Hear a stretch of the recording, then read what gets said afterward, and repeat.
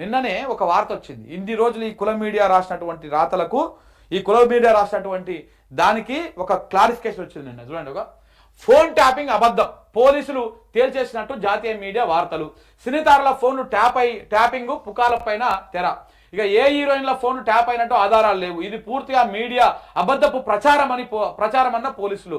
Phone tapping పై రెచ్చిపోయిన కుల media ఈనాడు, ABN, Andhra Jyothi, మహా TV, TV5 అల్లినటువంటి కట్టు కథలు తేట తెల్లం. అయిపోయినా ఇన్ని రోజులు ఫోన్ ట్యాపింగ్ మీద ఎన్ని డ్రామాలు చేసిర్రు, ఎన్ని కథనాలు రాసి, నాకు తెలిసి కొన్ని వందల వేల కథనాలు రాసిర్రు.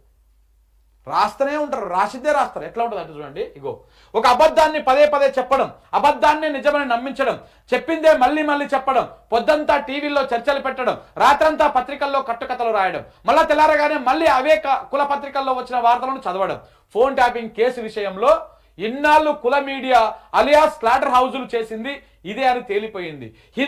ది హిందూ అనే జాతీయ పత్రికకు తెలంగాణ పోలీసులు ఇచ్చిన క్లారిఫికేషన్ తో ఫుల్ క్లారిటీ వచ్చేసింది.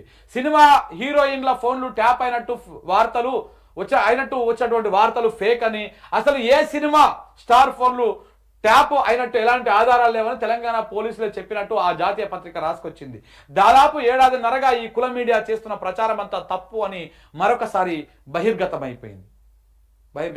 ఇది ఫోన్ ట్యాపింగ్ కేసులో ఈ మీడియా ఆడినటువంటి ఆటలు, చేసినటువంటి డ్రామాలు. తెలంగాణ సమాజం ఇప్పటికైనా కొంత గ్రహించి, కొంత సోయిలోకి వచ్చి వీళ్ళని ఎక్కడికక్కడ కట్టడి చేయాల్సినటువంటి అవసరం ఉంటుంది. లేకపోతే చాలా ప్రమాదం. నేను స్టేట్ ఆఫ్ ఇంట్రెస్ట్లో చెప్తున్నా, ఏ పార్టీకో ఇంకొవరకు కాదు.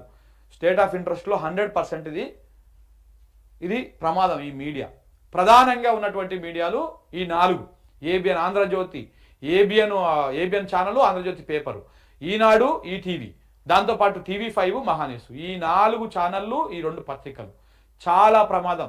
తెలుగు సమాజానికే ప్రమాదం. ఇటు తెలంగాణకు ప్రమాదమే, అటు ఆంధ్రప్రదేశ్కి కూడా ప్రమాదమే. ఎందుకంటే ఈ 4 ఛానళ్ళు బాజాప్త పచ్చకండువాలు వేసుకొని వార్తలు చెప్తాయి. సో కాబట్టి అటు ఆంధ్రప్రదేశ్ డెవలప్ కావాలన్నా, ఇటు తెలంగాణ నిమ్మలంగా వాళ్ళ పరిపాలన వాళ్ళు చేసుకోవాలన్నా, ఈ 2 రాష్ట్రాల తెలుగు ప్రజలు, తెలంగాణ ప్రజలు, తెలుగు రాష్ట్రాల ప్రజలు, ఏపీ ప్రజలు ఆలోచన చేసుకోవాలి. ఈ 4 మీడియా న్యూస్ ఛానళ్ళని, ఈ 2 పత్రికలను బైకాట్ చేయండి, పూర్తిగా బైకాట్ చేయండి. అప్పుడే వాస్తవాలు తెలుస్తాయి. సో కాబట్టి లేకపోతే తెలియదు.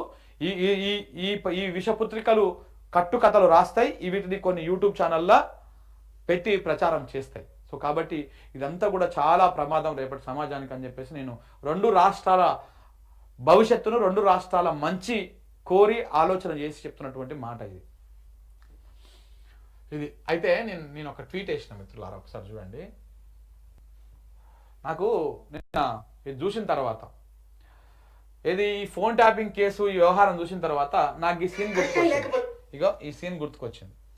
ఇది కెమెరామెన్ గంగతో రాంబాబు అనే సినిమా ఉంటుంది కదా, అందులో పవన్ కళ్యాణ్ గారు యాక్ట్ చేశారు. ఈ సినిమాలో ఒక ఛానల్లో ఒక క్రియేటివ్ హెడ్ అనమాట. ఆ క్రియేటివ్ హెడ్ ఏం చేస్తారంటే వార్తలని స్టార్టింగ్ లో ఒక 2 నిమిషాలు చూపిస్తాను మీకు. Mister Rambabu sir, head of social issues అంటే ఏంటి సార్? తెలియదు సార్. ఊర్లో కష్టాలు మనం ఎప్పుడు పెట్టుకోవడం, కష్టాలు లేకపోతే కష్టాన్ని క్రియేట్ చేయడం. కష్టాలు క్రియేట్ చేయడం ఏంటండి? అది అంటే సమస్యలని మన హెడ్ మీద పెట్టుకోవడం, కష్టాలు లేకపోతే, ఆ సమస్య లేకపోతే సమస్యలను సృష్టించడం, కష్టాలను సృష్టించడం. ఆ సినిమాలో ఒక సన్నివేశం ఇది, ఎంత 2 నిమిషాలు ఉంటుంది. ఇది మొత్తం నేను ప్లే చేసి చూపించలేను, ఎందుకంటే కాపీరైట్ ఇష్యూస్ వస్తాయి కాబట్టి. మీరు దయచేసి నా ట్విట్టర్లో ఉంటుంది చూడండి, లేదంటే ఆ సినిమాలో యూట్యూబ్లో కూడా చూడండి. ఎట్లా ఉంటుంది అంటే, ఈయన ఏం చేస్తాడు, ఇప్పుడు కొంతమంది గుడ్డి వాళ్ళ దగ్గరికి పోతాడు, అడుక్కుంటూ వాళ్ళ దగ్గరికి పోతాడు, పోయి ఇక్కడ పోయి అడుగుతాడు. ఇంకా చూడండి,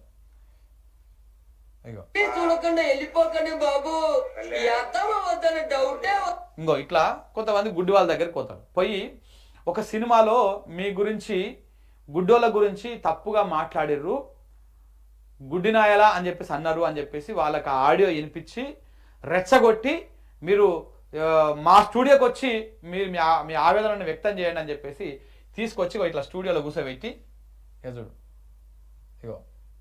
ఇగో ఇట్లా మనోభావాల్ని దెబ్బతీసేలా డైలాగులు ఉన్నాయి. అట్లా. సో ఇట్లా దాని మీద ఒక సమస్యను సృష్టించి వాళ్ళే, డిబేట్ పెట్టి వాళ్ళే, దాని మీదనే చర్చ పెట్టి ఇక ఏదో చేయడం ప్రయత్నం ఉంటుంది. ఇది అయిపోయిన తర్వాత చివరికి పవన్ కళ్యాణ్ ఆయనకు బుద్ధి చెప్తాడు, ఇగో ఇట్లా. అంతేకాదు ఆ సినిమా और बाबा रीलिंग बाबा ఓకే ఓకే ఎవరు ఇగో ఇట్లా. సో అట్లా బుద్ధి చెప్తాడు అనమాట. సో ఈ ఈ ఈ మొత్తం వ్యవహారంలో ఏమర్థమైంది, ఫోన్ ట్యాపింగ్ కేసు వ్యవహారం కూడా సేమ్ ఇదే. పోలీసు వాళ్ళ వ్యవహారం ఇట్లనే ఉన్నది, దాన్ని ప్రచారం చేసినటువంటి ఈ కులగజ్జి మీడియా వ్యవహారం కూడా ఇట్లనే ఉన్నది. వీళ్ళే సమస్య సృష్టిస్తారు.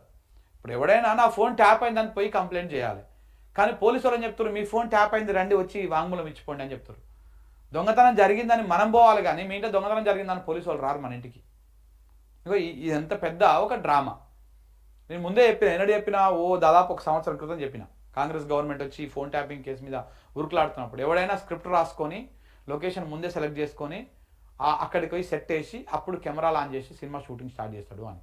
కానీ రేవంత్ రెడ్డి గారు ఏం చేశారు, ముందే లొకేషన్లకు పోయి కెమెరాలు ఆన్ చేసుకొని అప్పుడు స్క్రిప్ట్ రాయడం మొదలుపెట్టిండు.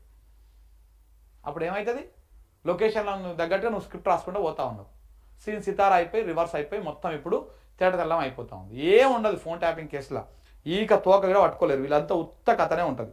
సో కాబట్టి సేమ్ ఏదైతే కాళేశ్వరం విషయంలో వాస్తవాలు బయటకు వచ్చినాయో ఇప్పుడు దీని విషయంలో కూడా అట్లనే వాస్తవాలు బయటకు వస్తాయి. ఈ సీన్ మీరు చూడండి, మీకు బాగా అది నా ట్విట్టర్లో కూడా ఉంటుంది, కావాలంటే మీరు అది చూడండి.